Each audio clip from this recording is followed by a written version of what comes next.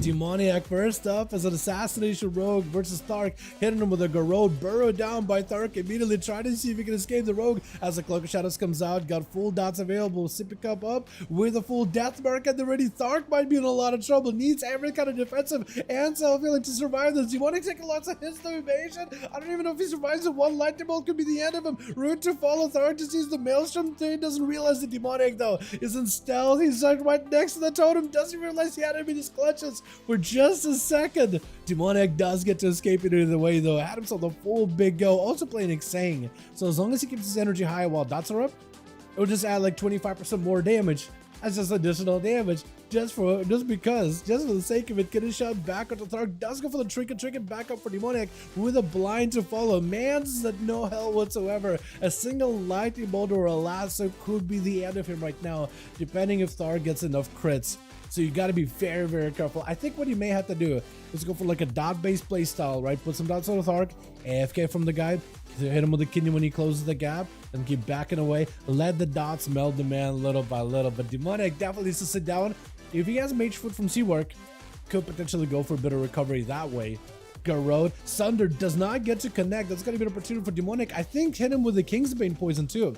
So if you can just keep doing poison damage to the guy and keep applying your poison with an evasion, that might be the play. Disarm immediately, Thark dropping down a totem for just a moment as Demoniac try to see if he can bail out of here a little by little. We'll have to take down these totems if possible because the dot damage will end up kind of reflecting back to Demoniac. Lasso, I think it just might be over. Was on a second as he left this sheet death. Oh my goodness.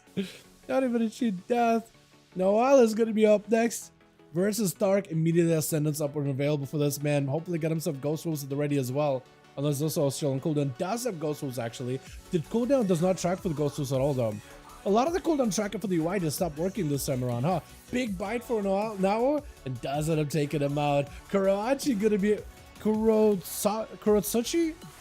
Kuro. I'm gonna call it Kuro. I think that's so much easier than trying to figure out what your actual name is. But Kuro up next. Full set of pets up versus now.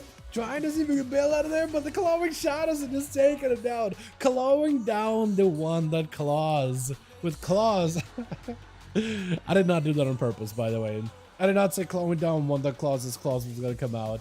Clawing him down, but Kuro is going to have to go for a bit of defense. IBF, AMS, as well as Lichborn are active, taking a lot of the bleed damage. His claws looks like he's going to be able to ramp up through him. Does go in for a big defensive with a death pack, but not really a lot of health available right now. Needs still a little bit more recovery. Trying to go for as much healing as possible as Claws goes in for them hit and runs, put some bleeds, taking the guy out little by little. Stun onto the druid as Kuro trying to get himself a little bit more healing, gripping them out in the open, trying to keep him next to the army of the dead. If he can do that, the army in itself does actually quite a bit of damage. Kuro does drop super low with health. That is going to be an activation of random heals as well as the oh, this is dead. Random heal, what is it?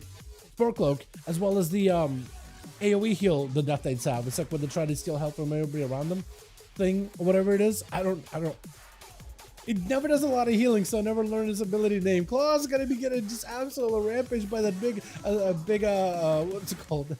Apocalypse as the Soul Reaper is on him. Every Soul Reaper tick could be very deadly. Trinkets out of this one does have some Barkskin, a little bit of recovery. Cyclone AMS is available for chill pills as Claws trying to see if he can bail out of it. If he can keep Claws health under 34%, a Soul Reaper is going to be able to do enough damage. Maim, Cyclone, lots of damage. Oh, the execute does come on through. My goodness.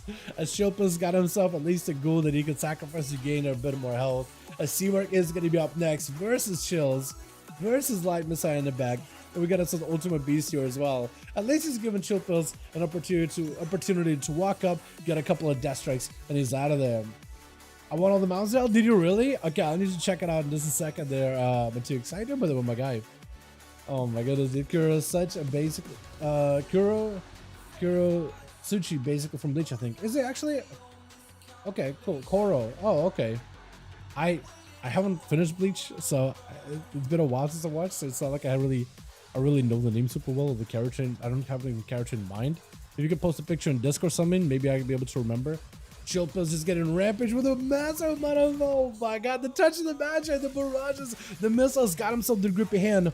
And it's going to be a knockback by the Arcane Mage, rooting him in place, trying to see if he can keep the slow as a Wraithwalk is out, trying to go for a big old grip towards Seawork, but can't really can't really deal with him all that easily. Full stun by the ghoul that is transformed into a gargoyle that's also pelting from a distance. Chill's actually got himself quite a bit of range damage, got himself full army of the dead, joining in, walking through a ring of fire. They're not going to feel that great. May need AMS for this one. Does go in for the death pact instead. That is still another Tempest on him, trying to see if he can not get frozen. Always bets are going to get frozen though.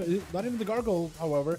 Not a lot of health available for him. Seabreak able to recover a lot of his health back with an ult time though, and he's actually going to be able to blink back to what Shield was trying to get kind of aggressive. Whole army of the dead chasing after him, able to freeze him in place for just a moment. This time, that's actually a real army, not just apocalypse ghouls, but like an actual full army of ghouls chasing after the guy. Ring of fire on one side.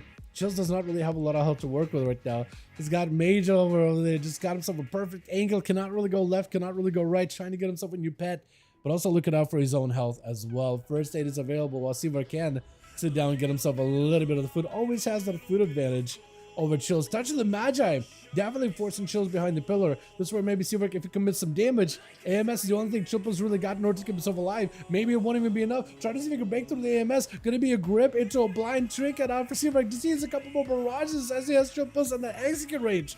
But maybe it'll be enough. Ghouls are joining in. They're doing a little bit of damage. At least one ghoul is. Whenever he does like shadow bolts or frost bolts. No, both of them I guess do a little bit of damage. Oh no, ghouls are not even supposed to do that much damage yet, hardly. Or is that an execute? Or is that a cleave thing? I'm trying to remember what the tier set does for this season. Is it a cleave or is it more damage?